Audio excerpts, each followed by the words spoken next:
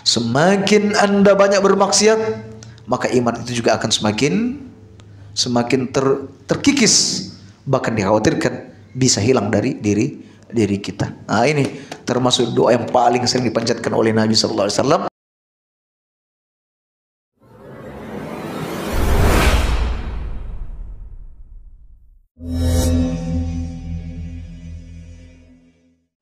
Assalamualaikum warahmatullahi wabarakatuh.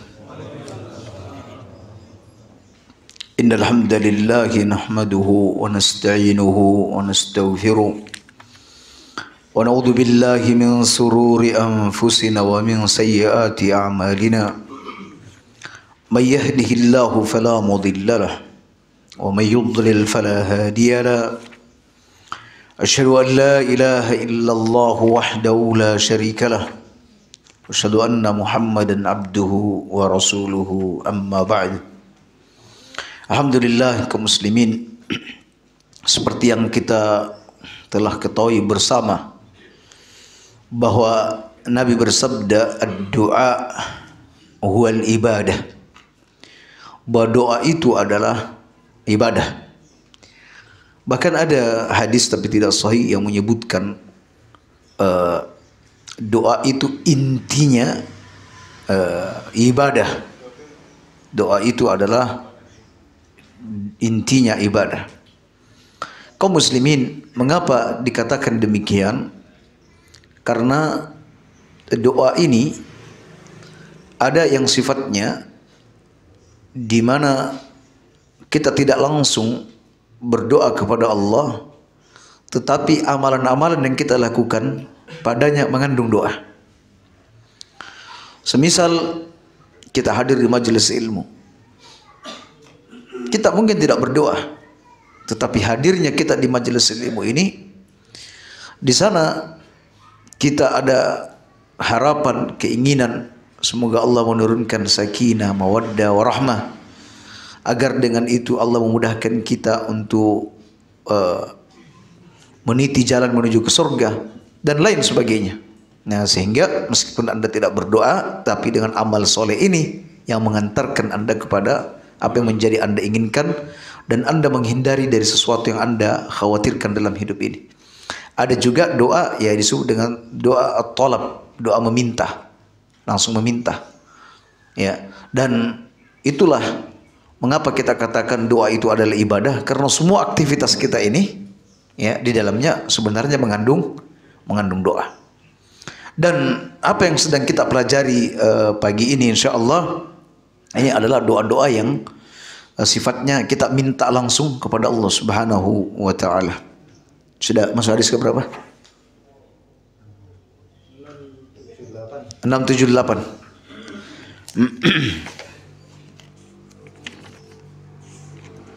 Oh ya, baik. An Abi Hurairah radhiyallahu anhu,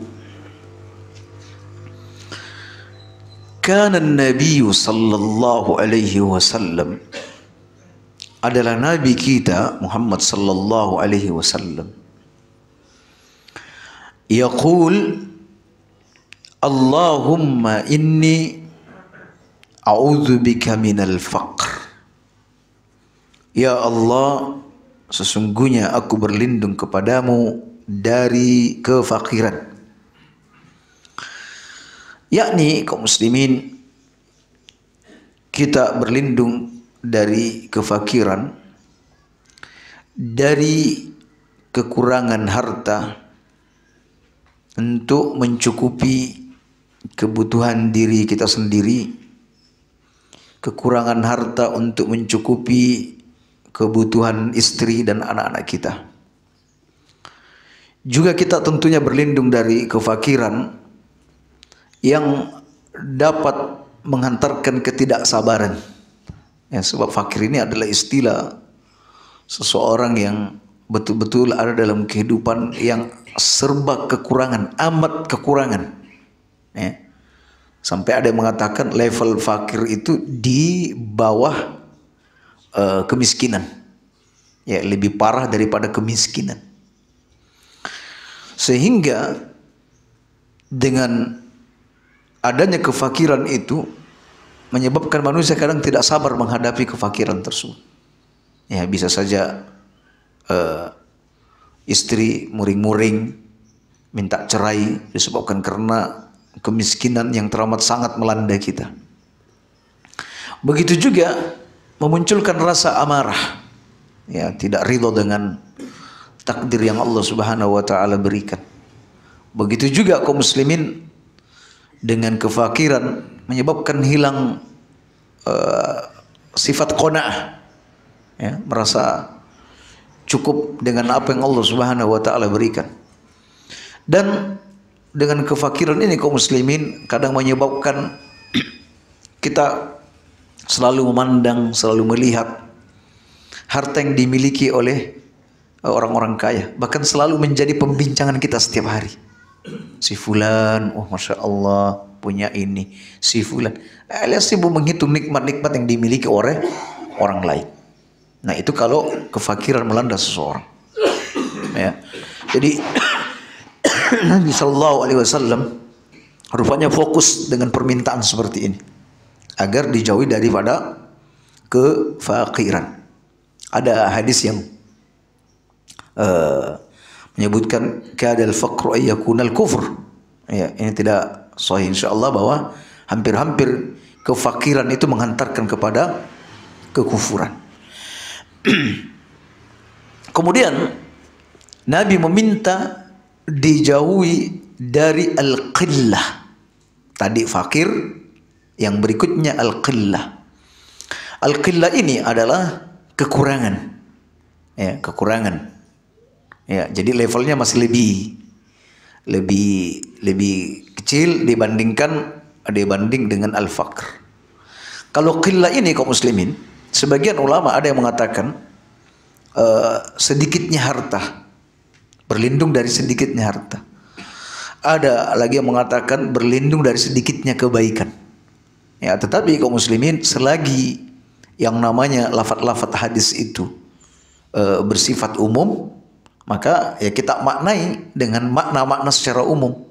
Jadi bisa jadi al-qillah minta berlindung kepada Allah dari kekurangan, ya kekurangan harta, kekurangan kebaikan, ya begitu juga kekurangan teman-teman baik, begitu juga kekurangan jamaah, kekurangan pendukung, ya, dan kekurangan hasil panen semuanya. Ya, sebab kalau yang namanya sedikit itu memang padanya mengandung kelemahan. Ya, semisal tadi kami melewati masjid, ada 2 masjid, satunya dalam proses pembangunan, maksudnya megah kelihatannya, yang satunya mangkrak. Kami tanyakan, ini masjid siapa yang megah ini? Masjid si fulan. Ya, ormas ini. Kalau yang mangkrak ini, ormas yang ini. Nah, bisa dipastikan yang mangkrak ini karena digugat oleh masyarakat sekitar. Karena statusnya minoritas. Ya, biasanya yang mencegah, yang menghalangi mayoritas.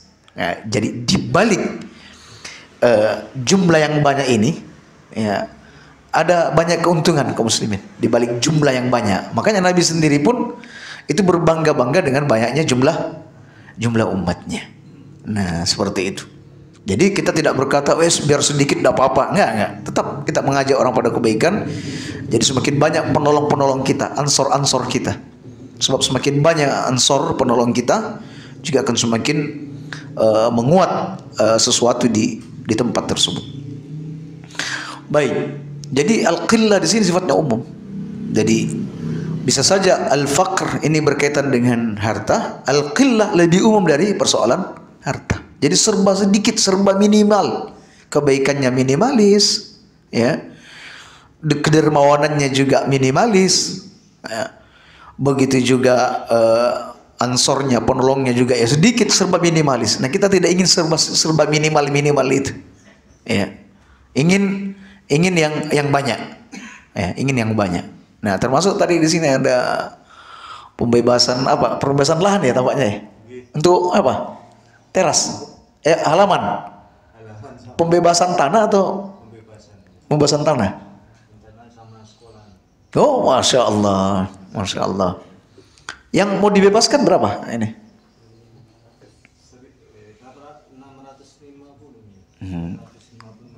Sudah ada kalkulasinya per ru atau per meter? Tadi malam saya tutul kalkulator itu. Iya. Sekitar 500. 500 berarti ketemu sekitar 300 Per meter. 300. Kalau 650 berarti ya kurang lebih di bawah 300. Oh, lebih kecil lagi ya. Tapi belum ditetapkan ini, belum. Masih hitungan kasar. Masalah harga sudah. Harga sudah, cuma kalau dibagi ya. Masya Allah. Artinya kaum muslimin kalau melihat ladang-ladang amal, apalagi ladang-ladangnya aktif seperti ini, ya bukan pasif, menguntungkan. Ya. Kecuali kadang kita mau menitip harta kita di sebuah lembaga yang pasif alias tidak ada kegiatan sama sekali. Nah, ini mengancam harta kita, mungkin tidak termanfaatkan harta-harta kita. Tapi kalau sifatnya sudah terlihat kegiatannya seperti ini, apalagi di sini ada TPA ya, TPA sore. Sudah berapa jumlah murid? 20-an. Masya Allah. Ya. Kalau kegiatan kajian ada berapa kali dalam sepekan? Sepekan 3 kali. Masya Allah, sepekan sudah amat ideal sekali. Jadi kalau ada masjid kajiannya 3 kali dalam sepekan itu amat ideal. Itu sudah amat bagus kaum muslimin. Ditambah lagi ada rencana perluasannya. Tadi saya nggak begitu paham ininya karena memang Jawa murni. Ya Jawa tulen.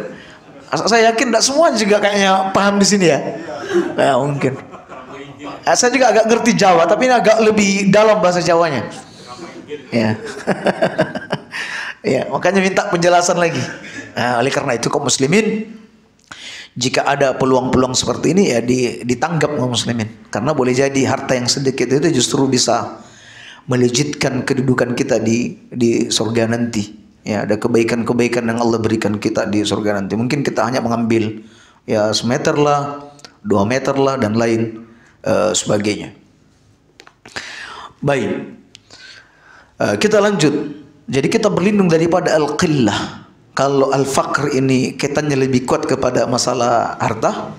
Kalau al-qillah ini lebih umum daripada harta. Baik. Wadzillah. Zillah ini artinya kehinaan. Ya, kehinaan. Artinya zillah di sini kaum muslimin, hina disebabkan karena maksiat bisa. Sebagian orang mengatakan bahwa hina di sini hina di pandangan orang-orang kaya atau hina di pandangan orang-orang yang punya kedudukan, hina di pandangan orang-orang yang memiliki jabatan. Ya, kadang kita ini mau datang ke pejabat misalnya dengan tampilan yang seperti ini, misalnya seorang petani datang, itu dianggap enteng, ya. Atau Anda bukan orang-orang yang berada, itu dianggap hina, dianggap jelek. Nah, kita ingin bahwa kita itu memiliki kewibawaan, ya. Dan yang paling buruk dari semua kaum muslimin, kita ini hina karena kemaksiatan yang kita lakukan, baik di depan manusia, terlebih di hadapan Allah Subhanahu wa taala. Jadi kita tidak menginginkan hal-hal seperti itu. Ya, jadi adzillah, kita berlindung daripada adzillah. Wa a'udzu bika an azlim, dan aku berlindung kepadamu ya Allah dari menzalimi orang lain. Ya subhanallah, ini doa cantik sekali, bagus sekali. Karena kezaliman yang diperbuat manusia ini itu pintunya begitu banyak. Bisa kezaliman datang pada diri sendiri, bisa kezaliman yang kita arahkan kepada orang lain, bisa orang yang terdekat kita, istri kita, bisa anak kita, ya. Bisa kita ini sebagai seorang pendidik menzalimi anak-anak didik, ya. Bisa juga kita sebagai seorang majikan yang menzalimi karyawan. Pintu-pintunya amat banyak kaum muslimin, ya. Kadang kita merasa bahwa tidak zalim, ternyata menzalimi orang lain. Oleh karena itu Nabi berlindung untuk dijauhi dari sikap menzalimi orang lain.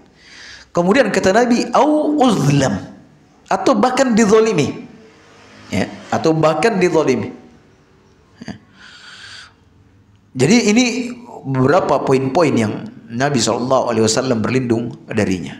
Allahumma inni a'udzubika minal faqr wal qillah wal dhillah wa a'udzubika min adlim au udlam. Kata para ulama, sebenarnya kalau dilihat doa-doa ini, Nabi terhindar dari kefakiran. Ya, Nabi sudah terhindar dari kefakiran. Bahkan Nabi sendiri SAW itu kadang sudah menyiapkan bekal makanan pokok untuk istrinya selama 1 tahun. Jadi 9 istrinya wes dikasih nih untuk selama 1 tahun. Wes tenang. Nah, misalnya. Dan jika Anda melihat sejarah bagaimana Nabi bersedekah dengan jumlah sekian, berkorban dengan jumlah sekian, alias Nabi terhindar dari yang namanya al-qillah, dari al-faqr. Begitu juga al-qillah. Ya. Nabi subhanallah melimpah semua kebaikan-kebaikan pada beliau. Ya. Kedermawanan, ya. Itu melimpah pada diri beliau. Ya. Begitu juga dengan az-zillah, Nabi jauh dari sifat az-zillah, kerendahan seperti ini, kehinaan ini. Ya, apalagi sampai mau menzolimi orang lain.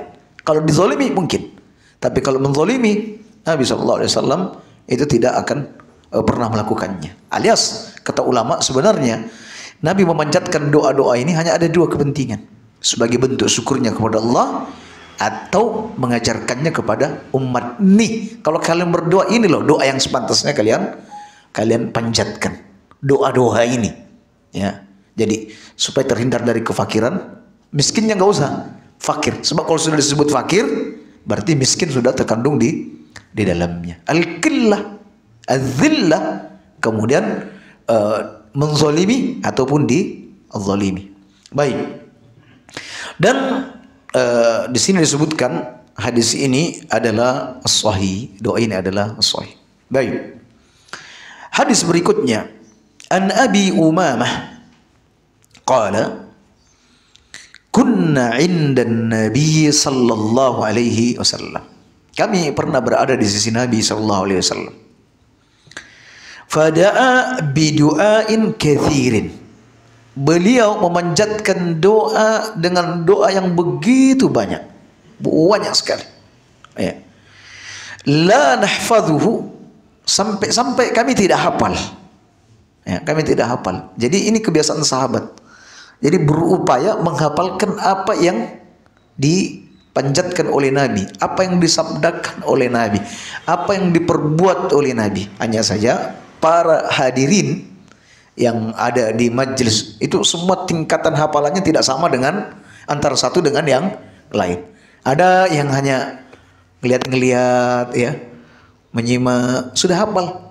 Ya, kayak semacam Abu Hurairah, ini tingkat daya hafalnya begitu kuat. Ya. Di sana ada Anas bin Malik, ada Abdullah bin Umar, ada Aisyah radhiyallahu anha. Ada juga yang hafalannya sedang-sedang saja. Ada yang sama sekali mungkin hafalannya nggak nyangkut. Ya. Sehingga kita dapat di kaum muslimin, kalau kita baca hadis, kayaknya itu saja yang meriwayatkan hadis. Ya, Anas, ya Abdullah bin Umar, ya Abu Sa'id Al-Khudri, terus yang lain-lainnya di mana? Kayak Khalid bin Walid, kok nggak ketok misalnya. Ya, artinya apa? Bahwa subhanallah, kemampuan menghafal itu sudah dibagi-bagi oleh Allah Subhanahu Wa Taala. Ya, sudah dibagi oleh Allah. Ada orang yang sekali 2 kali ya, membaca Al-Quran sudah lekat dia apa yang ada di sana. Ada yang dibaca 10 kali, 20 kali baru mulai hafal. Ada yang sudah 100 kali enggak hafal-hafal juga. Enggak hafal-hafal. Hafal masuk berapa menit wes hilang.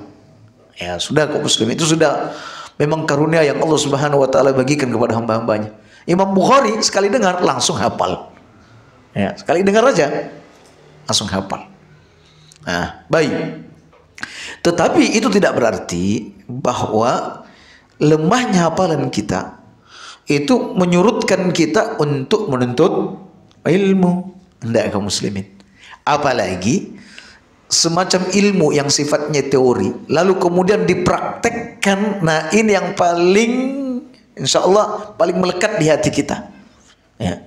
Jadi kalau hanya sekedar dengar-dengar tapi nggak diamalkan, ya akan lupa kaum muslimin. Tapi kalau kita dengar satu ilmu lalu berupaya diamalkan, maka insya Allah apa yang pernah kita pelajari itu akan selalu teringat insya Allah. Walaupun mungkin redaksinya tidak sama betul, sama persis apa yang kita dengarkan, tetapi pengamalannya insya Allah sudah benar. Nah, baik. Kata sahabat, ada begitu banyak doa Nabi, kami tidak menghafalnya. Gak bisa kami menghafalnya. Faqulna da'auta bidu'ain la nahfadhuh. Engkau berdoa terlalu banyak ya Rasulullah, sehingga kami tidak bisa menghafalnya. Faqala sa'unabbi'ukum bi syai'in yajma'u dzalika kullih lakum. Saya akan mengajarkan kepada kalian satu doa di mana doa-doa itu akan mengumpulkan semua apa yang saya minta. Ya, jadi kata Nabi, saya akan beritahukan kepada kalian satu doa yang menghimpun semua itu untuk kalian. Ya, jadi kalau kalian memang mengeluh tidak menghafal doa saya, nih saya ajarkan doa di mana doa ini kalau Anda baca itu sudah menghimpun semua doa-doa yang pernah saya minta. Ah, ini kabar gembira ini kaum muslimin bagi kita yang lemah-lemah hafalan ini. Ya. Sebab kalau doa-doa Nabi ini dikumpulkan semua banyak, betul, banyak, ya.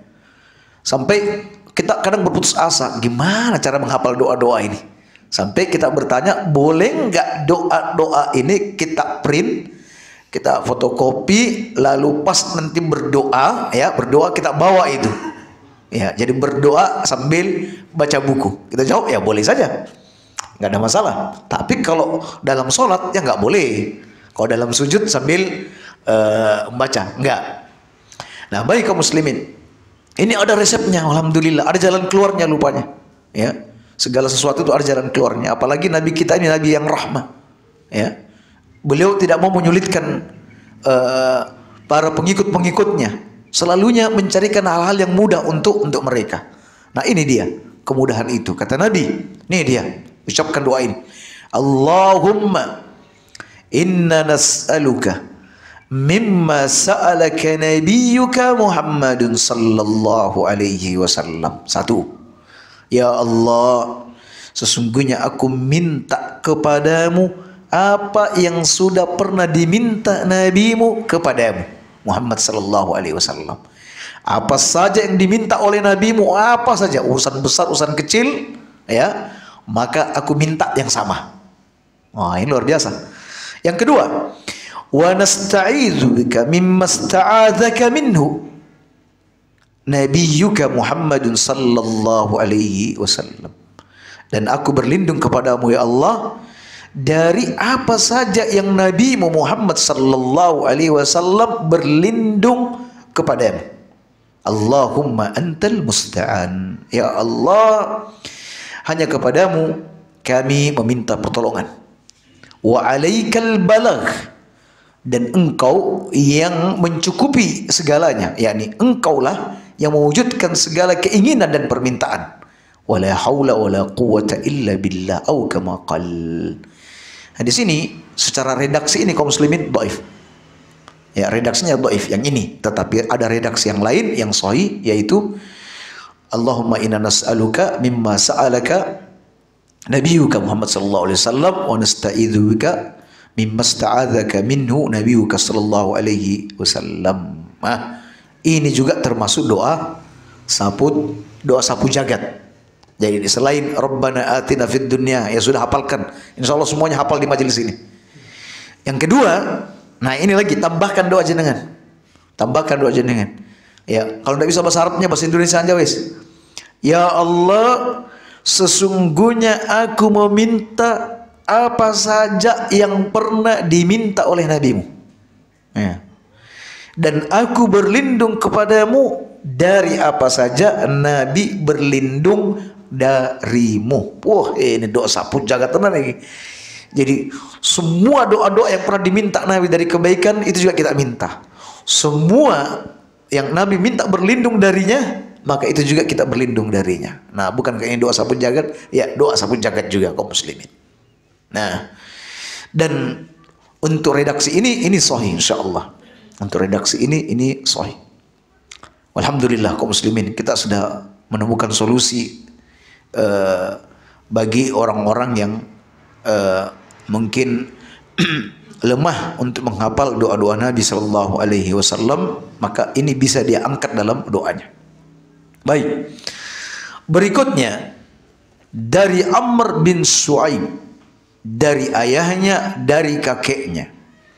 Sami'tu an-nabiy sallallahu alaihi wasallam yaqul, Allahumma inni a'udzubika min fitnatil masiihid dajjal wa a'udzubika min fitnatin nar. Ini sudah kita bahas di hadis 656. Ya, sekedar mengingatkan, sekarang antum ada di hadis 680. Sementara hadis ini total ada 1000 berapa ini? Ada 1322. Nah, ini sudah ada di angka 680. Baik. Doa ini sudah pernah kita bahas, jadi kita lewati saja. Berikutnya 681.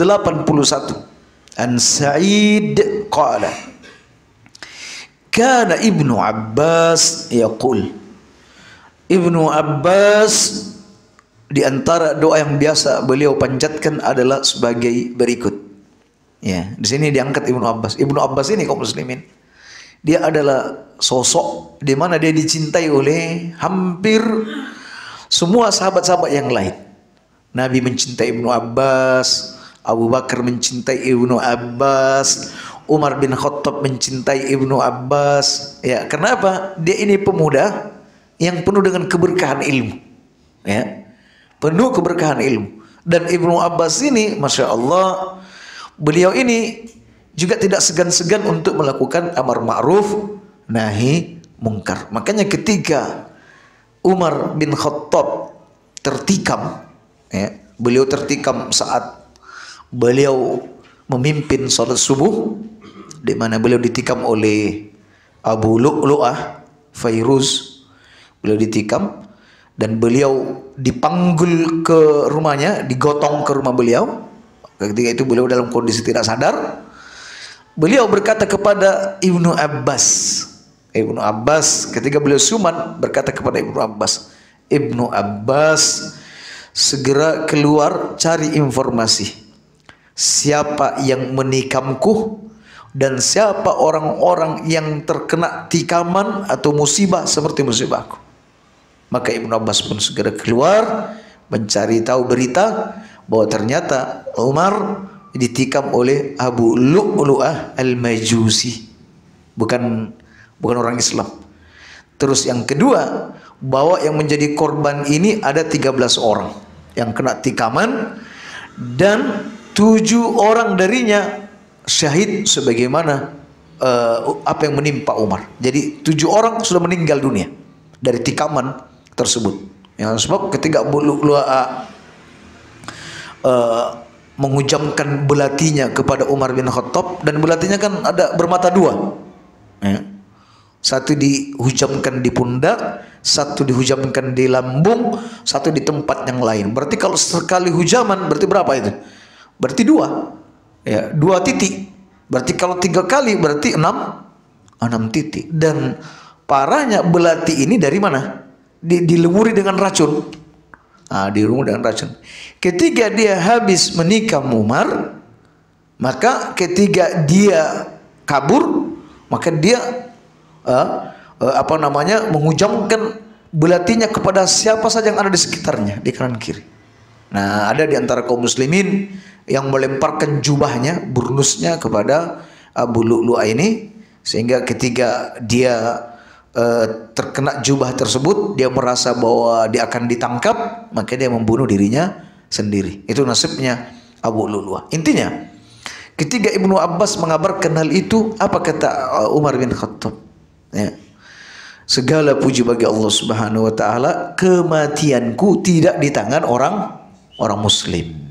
Segala puji bagi Allah, kematianku tidak di tangan seorang muslim. Jadi Ibnu Abbas memiliki peran yang penting di ketika terjadinya peristiwa tersebut. Nah, ini Ibnu Abbas. Oleh karena itu memang amat layak kita memperhatikan apa yang menjadi wejangan-wejangan dari Ibnu Abbas ini. Kata Ibnu Abbas, dan Ibnu Abbas sering berdoa seperti ini.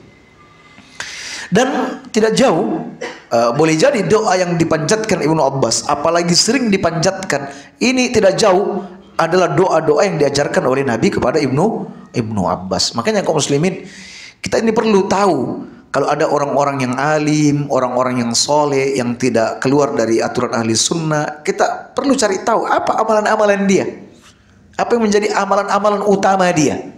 Karena orang-orang alim ini, orang-orang soleh ini, ketika dia menjadikan satu pegangan, ada amalan menjadi pegangan, insya Allah tidak jauh dari sunnah, ya, tidak jauh dari sunnah. Nah, ini Ibnu Abbas berkata di antara doa beliau, Allahumma qanna'ni bima razaqtani, qanna'ni bima razaqtani. Ya Allah, cukupkan bagiku pada apa yang telah Engkau karuniakan kepadaku. Ya, minta dicukupkan, dibuat qanaah. Agar apa? Agar dengan sifat qanaah ini, aku tidak butuh lagi untuk minta-minta kepada orang lain. Agar dengan sifat qanaah ini, aku tidak perlu lagi melirik milik orang lain. Dan juga dada dan pikiranku ini bisa fresh, ya, bisa jadi lapang. Ya, itu kalau Allah memberikan sifat qanaah terhadap apa yang Allah rezekikan kepada kita. Sebab kaum muslimin, ini sifat. Kalau hilang dari dada kita sifat qanaah ini kaum muslimin, kita ini sekalipun memiliki harta yang banyak, kita akan tetap merasa sebagai orang yang fakir. Ya. Jadi apapun yang Allah rezekikan kepada antum kaum muslimin, ya, hadirkan sifat qanaah. Anda merasa cukup dengan itu, alhamdulillah atas nikmat ini. Ya. Sebab kalau hilang rasa qanaah, apapun dilirik, mau kendaraan mewah yang antum kendarai, ya, misalnya antum naik kendaraan mewah apalah itu, ya, ya, nanti ada mobil mewah lagi yang lewat, waduh, mas api mobil itu, kapan tak miliki ya? Ya. Itu karena apa? Karena rasa qanaahnya hilang. Tapi kalau dia sudah punya qanaah, walaupun mobil butut keluaran tahun 1980, ya, karena rasa qanaahnya, alhamdulillah, cek nikmatnya ini mobil, nikmat sekali, saya sudah bisa menggunakannya untuk membawa keluarga ke majelis ilmu dan lain sebagainya. Nah, itu karena punya sifat qanaah kaum muslimin. Tapi kalau tidak punya sifat qanaah itu, ya Allah, kita akan dibuat menjadi miskin. Ya, tetap masih membutuhkan bantuan orang lain. Kemudian kaum muslimin, ini yang tambahan berikutnya, ini yang perlu, wa barik li fihi, di samping engkau memberikan rasa qanaah terhadap apa yang aku dapati, ya Allah, tolong apa yang aku dapati dari rezeki ini, ya Allah, tolong diberkahi. Nah, maksud kalau minta diberkahi berarti minta supaya harta ini bertambah, tumbuh kembang. Minta harta ini terjaga kehalalannya. Jadi kalau Anda berkata, ya Allah, berkahi hartaku ini, itu sama artinya bilang, ya Allah, apa yang harta sudah aku miliki ini, tolong ditambahkan lagi ya Allah. Jadi di samping rasa qanaah sudah Anda miliki, juga minta diberkahi harta tersebut. Nah, jadi hari ini Anda pakai mobil butut, mungkin nanti ke depan semakin baik. Ada saja rezeki yang datang kepada Anda untuk mendapatkan hal-hal tersebut. Dan yang paling penting, ketika Anda minta keberkahan pada harta itu, kehalalannya terus akan terawat dan terjaga. Kemudian kaum muslimin, wakhluf alayya kulla ghaibatin bi khairin, dan ya Allah, gantikan kepadaku pada apa yang telah hilang dariku dengan kebaikan. Jadi apa saja hartaku yang hilang, ya Allah, kami harap engkau menggantikannya dengan yang lebih baik. Misal ada hartaku hilang, tolong gantikan yang lebih baik. Ya, jika misalnya aku kehilangan anak, gantikan kehadiran anak-anak yang lebih banyak, lebih baik, yang lebih soleh. Jika kehilangan istri, misalnya disebabkan karena istri meninggal, atau misalnya istri minta cerai misalnya, dan akhirnya dia hilang dari kehidupan Anda minta digantikan istri yang lebih baik, lebih cantik, dan lebih solehah. Apapun itu kaum muslimin, apa yang hilang dari kita berupa kenikmatan, minta ganti yang lebih baik. Masya Allah, doa ini luar biasa. Ya, qanaah, meskipun qanaah minta juga ditambah, ada yang hilang minta ganti. Ya, jadi seolah hamba ini nggak mau rugi belas, Dan Rob kita adalah Rob zat yang maha kaya, memiliki perbendaharaan yang amat luas. Jadi ketika Anda minta bahwa apapun yang luput dariku minta ganti yang lebih baik, Allah tidak akan pernah kekurangan untuk memberikan hal-hal itu kepada Anda. Jangan sungkan kaum muslimin. Aduh, sungkan aku doa kayak gini. Jangan sungkan. Ibnu Abbas ini adalah alimnya para sahabat. Ternyata paling sering, kata ini Ibnu Abbas sering minta seperti ini. Dibuat qanaah terhadap rezeki yang ia dapatkan, minta keberkahan pada rezeki tersebut, dan minta apa saja yang hilang diganti dengan yang lebih baik. Masya Allah. Jadi sudah minta duluan. Sebab kita ini kalau dapat musibah, kita ucapkan inna lillahi wa inna ilaihi rajiun, baru minta Allahumma ajurni fi musibati wa akhlifli atau akhlifli khairan minhu, minta ganti yang lebih baik. Kalau ini belum kena musibah sudah minta ganti duluan, tidak apa-apa kaum muslimin, nggak apa-apa. Ya, jangankan itu, dosa saja, dosa pun kita minta, ya Allah ampuni dosa-dosaku yang terdahulu dan yang akan datang. Nah, jadi doa ini memiliki nilai yang betul-betul istimewa. Ya, baik. Kemudian dari Anas, ya, berkata, kana aktsaru du'ain Nabi sallallahu alaihi wasallam, doa yang paling banyak dan paling sering dipanjatkan oleh Nabi, Allahumma atina fid dunya hasanah wa fil akhirati hasanah wa qina adzabannar. Dan ini juga sudah kita bahas di hadis-hadis sebelumnya. Berikutnya, an Anas qala, kana an-nabiy sallallahu alaihi wasallam yakthuru ayyaqul. Beliau juga paling sering berdoa berikut ini. Jadi kaum muslimin, apa yang sering dipanjatkan oleh Nabi, maka sering-sering juga minta seperti itu. Artinya apa? Bahwa yang diminta itu pasti penting. Ya. Apa doa yang sering juga dipanjatkan oleh Nabi? Allahumma ya muqallibal qulub, tsabbit qalbi ala dinik. Itu juga yang paling sering diminta oleh Nabi. Wahai zat yang membolak-balikkan hati, tetapkan hatiku ini ada pada agamamu. Ketiga, para sahabat mendapati Nabi sering berdoa dengan doa seperti itu. Dan tentu kaum muslimin, sahabat paham, kalau Nabi sering berdoa seperti itu, Nabi juga ingin para sahabat juga banyak berdoa yang sama. Sahabat itu paham. Sehingga sahabat bertanya, ya Rasulullah, apakah jenengan masih mengkhawatirkan tentang kami ya Rasulullah? Kami ini sudah beriman sama jenengan.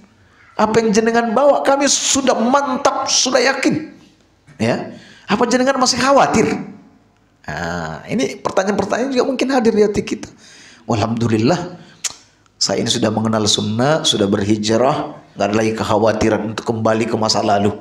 Nah, ada orang yang berkata seperti itu. Tetapi apa kata Nabi ketika para sahabat bertanya seperti ini? Kata Nabi, al-qulub, hati-hati manusia itu, bainal isba'in min asabi'ir rahman, bahwa hati-hati hamba itu ada di antara dua jemari dari jemari-jemari Allah Subhanahu wa taala. Yuqallibuha kaifa yasha, Allah membolak-balikannya sesuai yang Allah Subhanahu wa taala kehendaki. Makanya ada orang yang sudah dapat petunjuk kaum muslimin tiba-tiba kembali ke bid'ah lagi. Ya, semakin getol melakukan perbuatan bid'ah, semakin kencang permusuhannya terhadap sunnah. Ya, ditanya, sampai kok gini? Ya, aku dulu yang mantan Wahabi, Sekarang sudah tobat. Kok ngomong mantan? Saya ini mantan Salafi, mantan Wahabi. Ya. Mantan. Lo kok bisa mantan?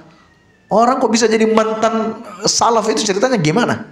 Nah, jadi kaum muslimin, jangan pernah antum yakin bahwa apa yang antum sudah dapatkan saat ini tidak akan hilang. Sebagaimana nikmat harta itu bisa hilang, nikmat kesehatan itu bisa hilang, maka sungguhnya nikmat hidayah juga bisa hilang. Bukankah disebutkan al-iman yazid wa yanqus? Iman itu bisa bertambah dan bisa berkurang. Semakin Anda melakukan ketaatan, semakin kuat keimanan Anda. Ya, bahkan lebih kuat daripada gunung yang kokoh. Semakin Anda banyak bermaksiat, maka iman itu juga akan semakin terkikis. Bahkan dikhawatirkan bisa hilang dari diri kita. Nah, ini termasuk doa yang paling sering dipanjatkan oleh Nabi sallallahu alaihi wasallam selain Rabbana atina fid dunya hasanah wa fil akhirati hasanah wa qina adzabannar. Berikutnya kaum muslimin, An Abdullah bin Abi Aufa anin Nabi sallallahu alaihi wasallam qala kana yad'u, di antara yang sering dipanjatkan oleh Nabi, Allahumma lakal hamdu mil'as samawati wa mil'al ard. Ini juga sudah kita bahas di hadis 676. Terakhir kaum muslimin, dari Abdullah bin Umar, kana min du'ain Nabi sallallahu alaihi wasallam, di antara doa Nabi sallallahu alaihi wasallam, Allahumma inni a'udzu bika min zawali ni'matik. Ya Allah, aku berlindung kepadamu dari hilangnya nikmatmu. Ya Allah, hilang nikmat. Hilangnya nikmat ini kaum muslimin, bisa hilangnya nikmat yang zahir ataupun batin. Bisa kehilangan nikmat dunia dan akhirat. Bisa kehilangan nikmat yang kita ketahui atau yang tidak kita ketahui. Kenapa kaum muslimin? Karena nikmat Allah itu tidak terhitung jumlahnya. Ya. Doa ini mengandung bentuk kesyukuran atas nikmat. Sebab jika orang mensyukuri nikmat, berarti dia akan ditambahkan nikmatnya. Nikmat itu tidak akan hilang. Ya. Jadi kalau ada orang yang berkata, ya Allah, aku berlindung kepadamu dari hilangnya nikmat, berarti otomatis orang ini juga dia bersyukur terhadap nikmat. Baik kaum muslimin. Kemudian wa tahawuli afiyatak, aku juga berlindung kepadamu ya Allah dari berubahnya afiyah, berubahnya keselamatanmu. Afiyah itu apa sih? Afiyah itu kaum muslimin bisa dari sehat ke sakit, dari keselamatan kena musibah dan lain sebagainya. Nah, seorang kaum muslimin jika beralih dari nikmat kepada sebaliknya, itu akan memperburuk keadaannya, memperburuk kehidupan seorang hamba, baik urusan dunianya ataupun urusan akhiratnya, karena dia tidak ridho. Orang yang sudah dapat nikmat yang begitu lama tiba-tiba hilang, ini ujiannya besar. Bisa-bisa dia tidak ridho menerima hal tersebut. Dulunya sehat walafiat, kuat, bergulat kuat. Tiba-tiba kaum muslimin dia kena penyakit, ya. Itu hilang kekuatan tersebut. Nah, potensi dia tidak bersabar, mengeluh, tidak ridho, itu terjadi. Hanya orang-orang istimewa saja yang bisa bersabar menerima hal-hal seperti itu. Nah, baik. Kemudian afiyah juga kaum muslimin bisa hilang keistiqomahan. Yang tadinya kencang istiqomah tiba-tiba melemah. Bahkan dulu begitu kuat memegang sunnah, setelah itu melemah. Nah, itu namanya kehilangan nikmat. Ya. Kemudian wa fujaati niqmatik. Kemudian juga aku berlindung kepadamu ya Allah dari azab yang datang secara tiba-tiba. Yakni datang tiba-tiba, tidak sempat tobat lalu mati. Nah, ini yang paling kita khawatirkan kaum muslimin. Azab datang secara tiba-tiba. Oleh karena itu, jangan dekat-dekat dengan pelaku kebatilan.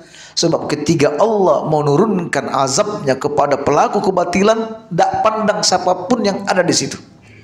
Ya, baik dia orang soleh, dia juga akan tertimpa musibah tersebut.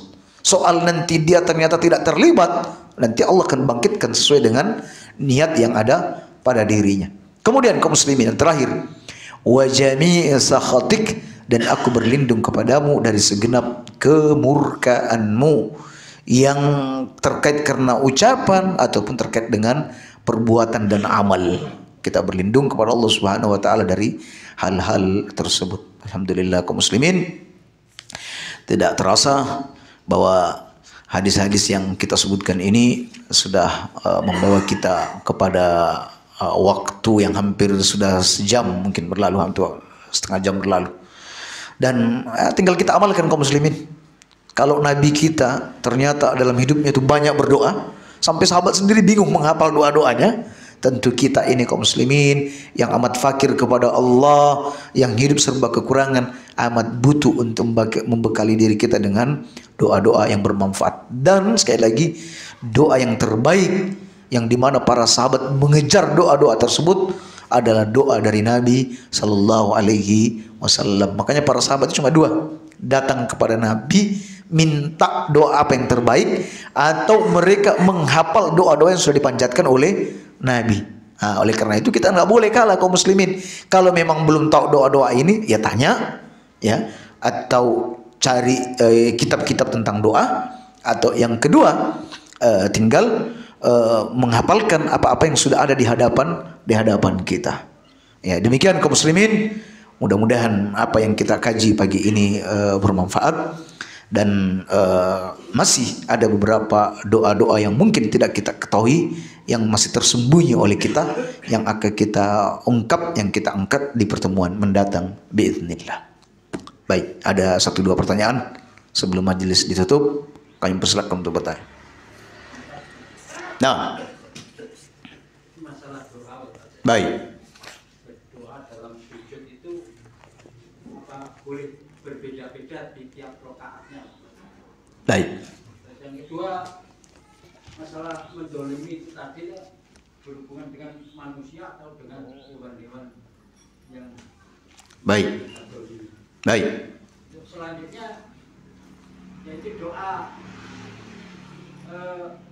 yang tadi Ustaz yang mukallibal qulub, Betul. itu ada tambahan Allahumma musyrifal qulub. Allahumma apa?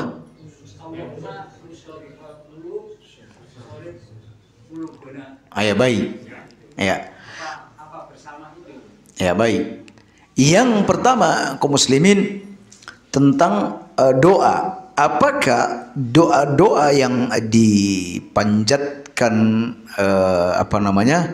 di dalam sujud itu bisa berbeda-beda dari sujud pertama dengan sujud yang kedua? Nanti di rakaat yang kedua sujudnya juga berbeda, doanya berbeda dengan sujud yang pertama. Kita katakan ya bisa berbeda, bisa sama. Kalau perbendaharaan doanya cuma itu aja, ya bisa diulang-ulang. Tapi kalau dia memiliki perbendaharaan doa yang begitu banyak, maka dia bisa membagi-bagi, ya, bagi-bagi doa tersebut. Di sujud pertama yang ini, di sujud yang kedua ini, nanti di rakaat pertama, rakaat kedua sujud pertama yang ini, dan seterusnya. Kalau dia memiliki banyak perbendaharaan doa-doa dari Nabi Sallallahu Alaihi Wasallam. Jadi dia boleh mengulang-ulang doa yang ada di sujud pertama, dan itu juga dibaca di sujud kedua, atau berbeda-beda di setiap sujud, diperbolehkan. Tetapi untuk zikir wajibnya itu ya tetap yang itu, ya, atau ada pilihan, ya. Adapun doanya bisa beragam. Baik. Terkait dengan yang kedua, apa yang kedua? Menzalimi. Menzalimi ini baik terkait dengan kezaliman. Yang ditanyakan secara kezaliman apa bentuknya? Ya, atau kepada makhluk atau yang lainnya. Jadi kaum muslimin, bisa kezaliman ini berkaitan dengan kezaliman dengan sesama manusia, bisa juga kezaliman kita dengan Rabb kita, bisa juga makhluk selain manusia, ya.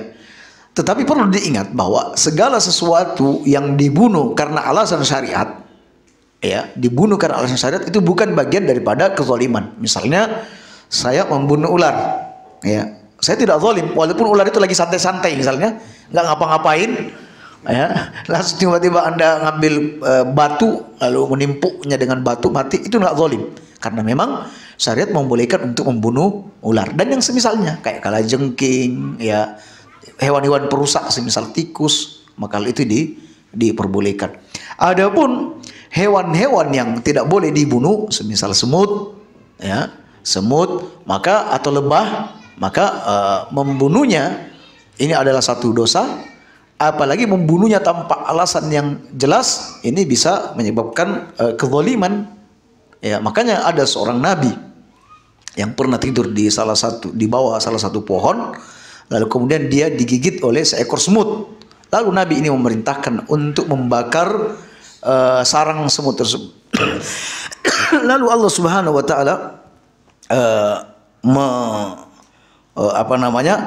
lalu Allah Subhanahu wa taala menegur nabi tersebut dengan berkata, halan wahidatan, kenapa tidak satu saja yang dibunuh, kenapa semuanya dibunuh?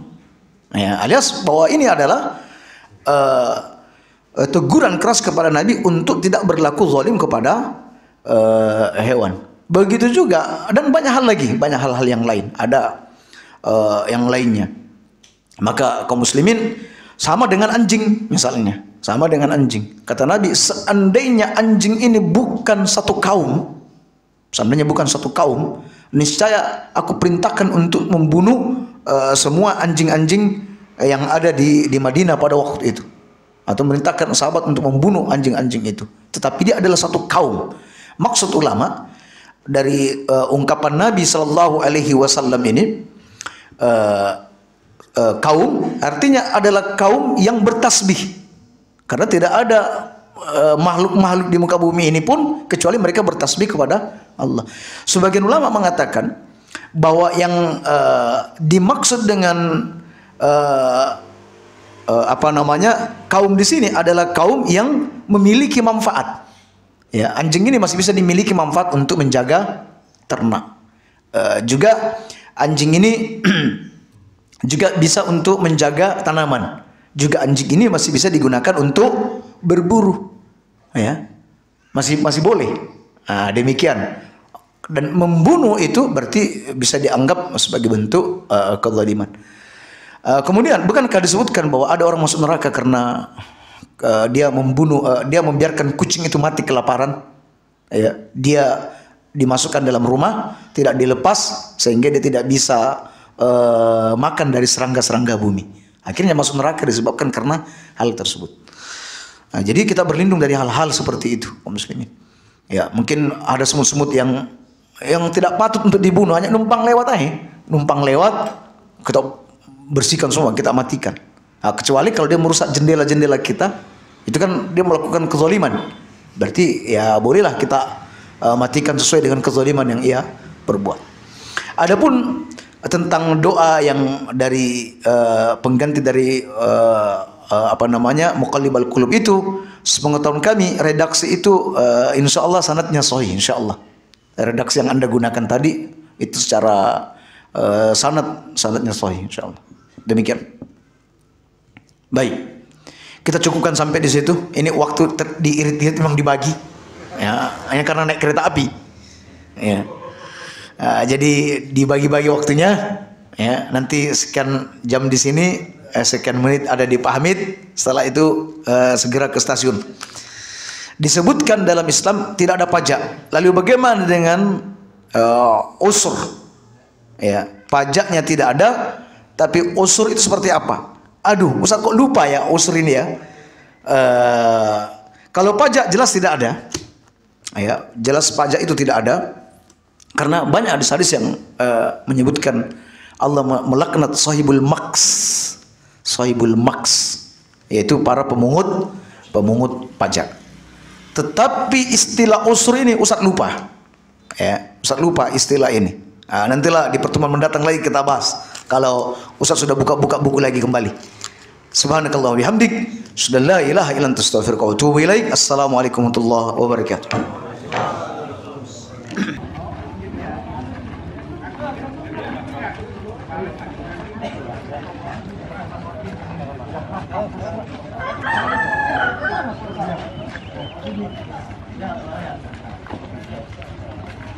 Assalamualaikum.